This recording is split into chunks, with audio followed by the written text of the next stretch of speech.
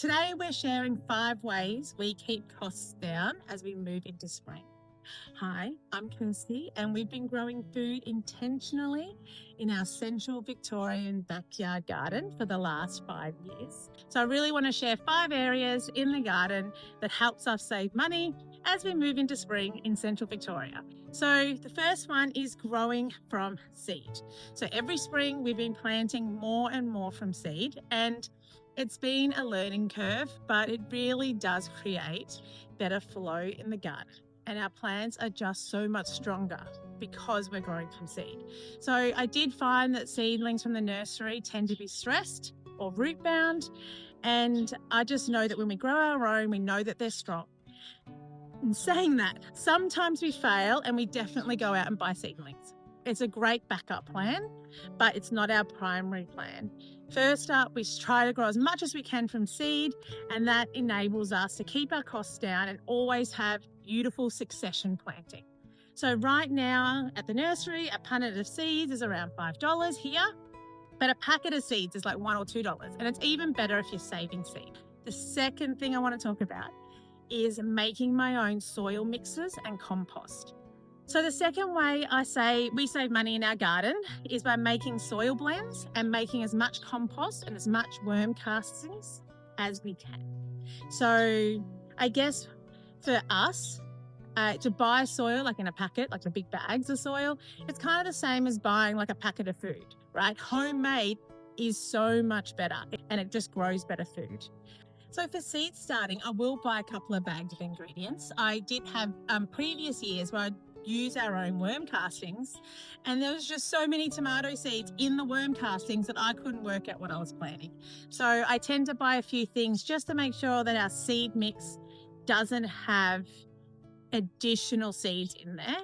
But definitely when I'm topping up gardens, I use all the homemade soil homemade compost. And I love volunteer plants. So if tomatoes pop up or pumpkins, it doesn't bother me. The third thing I want to talk about is mulching smarter. I used to buy mulch. I'd bring it in. It was costing money and it was bringing in all these weed seeds. So at the moment, I'm trying something that I absolutely love. It's called chop and drop.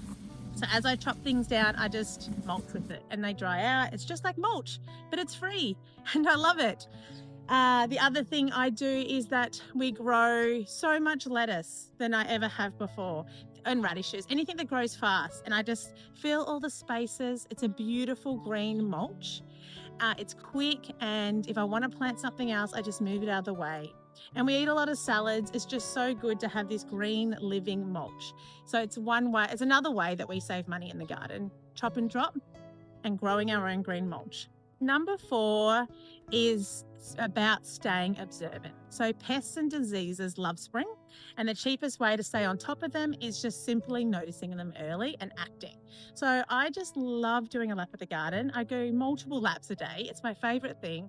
And I try and spot things that are early, right? So for example, I caught some lime tree damage, some pest pressure, and I had a choice. I could act straight away, save the tree. A beautiful lime tree, seedless limes, taste beautiful. So I could act straight away, save the tree, and it's pretty sad. I had to chop the tree down pretty much, but and then I put a bird cage over the top because the damage was really bad, and if the pests were going to come back that night and finish the job. Another one is the garlic. I noticed early signs of garlic rust for the first time. So I wanted to act early and get on top of it. So any signs of garlic rust come straight out.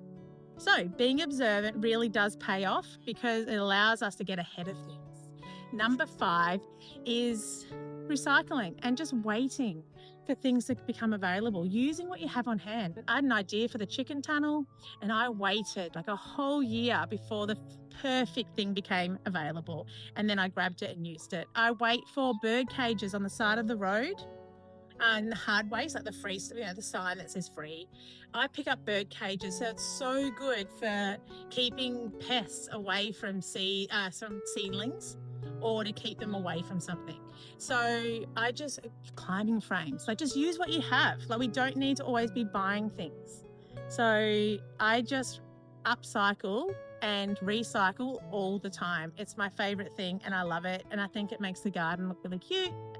I like it. So So these are my 5 money-saving habits, and I really wanted to share with them. Growing from seed, making your own soil mixes, using your own compost, making your own mulch, growing your own mulch, chop and dropping, all these things, recycling, like just use things that we have. We don't have to always be buying stuff. So if you'd like to go deeper in any of these, please let us know in the comments. Thank you for watching. Bye.